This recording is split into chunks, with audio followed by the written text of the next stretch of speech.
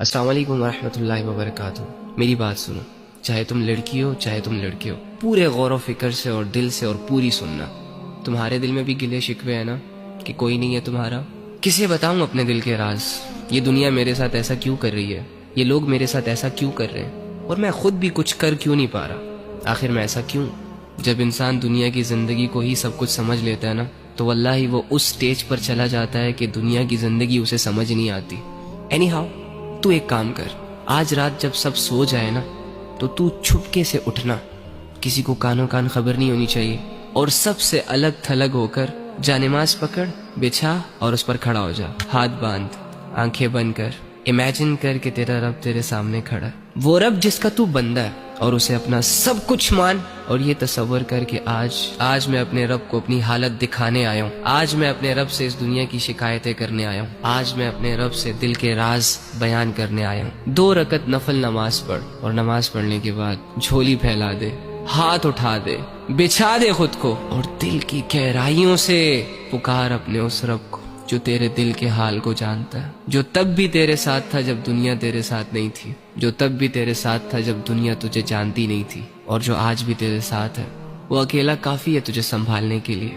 اگر تو گر چکا ہے تو وہی تجھے اٹھا سکتا ہے۔ اس یقین، اس امید، اس تصور کے ساتھ اپنا حال دل اپنے رب کو سنا۔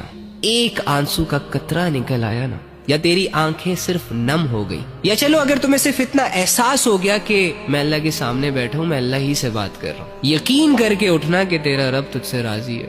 اللہ کے سامنے کھڑے وہی ہوتے ہیں جن کو اللہ کی ضرورت ہوتی ہے۔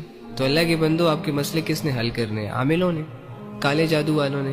کس نے کرنے آپ کے مسئلے حل؟ اللہ نے کرنے ہیں نا۔ تو اللہ کہاں ہے؟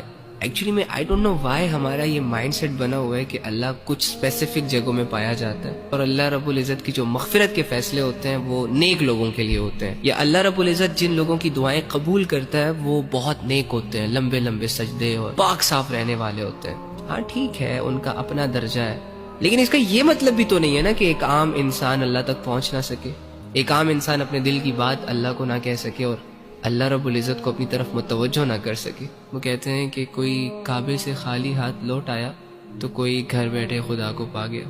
آپ کو نہیں لگتا کہ جو کمزور ہوتے ہیں، جو عام لوگ ہوتے ہیں، جو مظلوم اور فقیر قسم کے لوگ ہوتے ہیں، جو خالی ہاتھ ہوتے ہیں، معاشرے کو زیادہ تر ترس انہی لوگوں پر آتا ہے؟ تو اگر آپ اپنے آپ کو یہ مان بیٹھے ہیں کہ ہم گنہگار ہیں، ہم بدکار ہیں، تو دوسری جانب یہ بھی تو یقین کر سکتے ہیں نا کہ اللہ رب العزت آپ کی طرف زیادہ رجحان کرے گا۔